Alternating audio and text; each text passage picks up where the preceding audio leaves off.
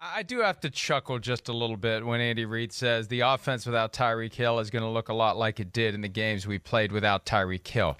That yes, it will, because you no longer have Tyreek Hill, and you had games where you didn't have him, and you had to make do.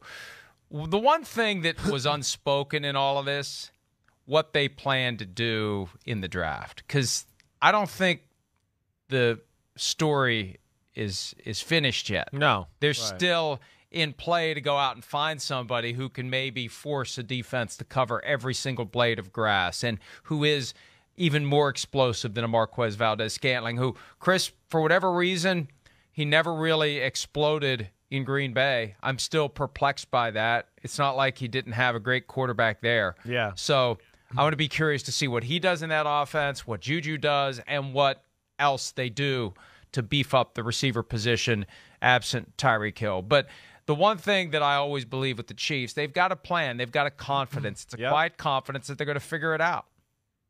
Yeah, no, they do. They got a plan. There's no doubt. And Mike, what they did at the receiver room, too, it doesn't make them desperate at the end of the first round either. They're plenty good. They'll readjust the way they play. Teams, I'll be interested to see. Again, I don't think teams are going to play them a whole lot differently, because you're still going to have to worry about, Valdez-Scantling's flying over here, and so is McCole Hardman flying over there. So that's where I will be interested to see. You said what? They were 2-4 without Tyreek Hill over the years, or is that what the record was? Yeah, okay. 4-2. 4-2, excuse me. Okay, so they did fine without him. And, again, at that time too, I want to tell everybody, it was all about Tyreek and Kelsey. So they had him when he was like, wait, we got to have him, and he still wasn't on the field, and they still went 4-2. And again, Tyreek Hill wasn't Tyreek Hill with Alex Smith. It was, Tyreek Hill, holy cow, Tyreek Hill, when he got with Patrick Mahomes. That's where the game changed. Hill's amazing. We know that. But it's like, I can't believe how many people think one's going to fall off, because, Joe Montana didn't fall off when he went to Kansas City without Jerry Rice. He was still freaking awesome in Joe Montana. So that's a crazy thought. They're both awesome players, and Mahomes, along with Josh Allen, is clearly the best player in the sport. And they'll be fine. They're going to be still a handful to deal with on that offense. Here's where it gets very interesting 9 days from now. And the top 10 of the draft may not have a lot of compelling moments. And Peter King pointed out yesterday it could be the first draft ever with no one who regularly touches the ball being picked in the first 10 selections. Very real, definitely. But consider this. You've got the Packers at 22 and 28. You've got the Chiefs at 29 and 30. Both teams clearly in need of a game-breaking number one receiver. I just wonder what kind of Green Bay's way more desperate, though. Plans. Way more, right? Well, right. But what if the Chiefs decide, hey, we know what we want, right? We're going to package 29 and 30 to get to 21 with Bill Belichick and the Patriots and cut the line in front of Green Bay. And I wonder how much Belichick wants to help them do that. Yeah, right. I know. They better make it a nice, a splash in the pot, Teddy KGB style there for sure. But you're right. That would be scary to me, too, if I'm the Packers. Or if you're the Packers and you don't take the receiver at 22, right? You get greedy, and maybe they take some other position, and then they get to 28, and they think the receiver. That's when it's going to get scary, because the Chiefs only being one spot behind that and then the second spot behind it, they're going to be able to jump them very easily. And yes, I don't know. I do think there could be that kind of guy there. I don't know what Ohio State guy will be there. The North Dakota State Christian Watson, I just keep looking at him going, oh my gosh, if he's on the board with Kansas City, watch out. They're going to set the world on fire.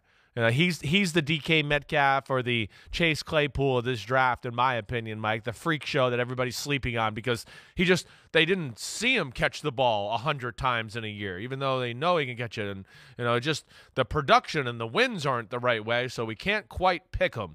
Okay, but it'll be interesting, because there are a lot of wide receivers, and I expect a lot of them to go towards the end of the first round. And to the extent that the Packers are feeling desperate, just 2 drafts ago was when they were at the bottom of round 1. They wanted Justin Jefferson. He goes to Minnesota. Then they want Brandon Ayuk. They think they're going to get him. They get jumped by the 49ers, who get Ayuk. that was when the Jordan Love plan activated. There wasn't a plan C for receiver. It was, let's trade up for a quarterback, and 2 years later, here we are. But I say that because they were burned by that 2 drafts ago. I wonder if this time around they're not going to play games. They're going to know who they want, and they're going to do what they have to do to go get him because they remember what happened when they didn't strike, if they had a chance to strike in 2020. I think that's a real – it's got to be a real thought. Along with the desperation like we're talking about, it's a real necessity for the team. Like we've discussed, there's no guy up there to look at and go, oh, man, look at him. He's their guy. And then they don't have great depth to go along with it. So there is real desperation. You know, Kansas City at least can go, wait, we got Travis Kelce and Juju Smith-Schuster and McCole Hardman and who else? And Marquez Valdez-Scantling. And I'm missing even somebody else in the crew there. So they're not looking at it like, oh, my gosh, if we don't get the guy we want, we're totally a different football team. Green Bay, on the other hand, I do look at it like that for them. It is desperation, clock about to hit midnight. Like, they need a big-time contributor at receiver in the draft this year. Yeah, that's going to make it even more fascinating as we get closer and closer to round 1, which starts 9 days from now from Las Vegas. Hi, I'm Mike Tirico, and thanks for watching. Make sure to hit subscribe for the latest news and highlights from NBC Sports.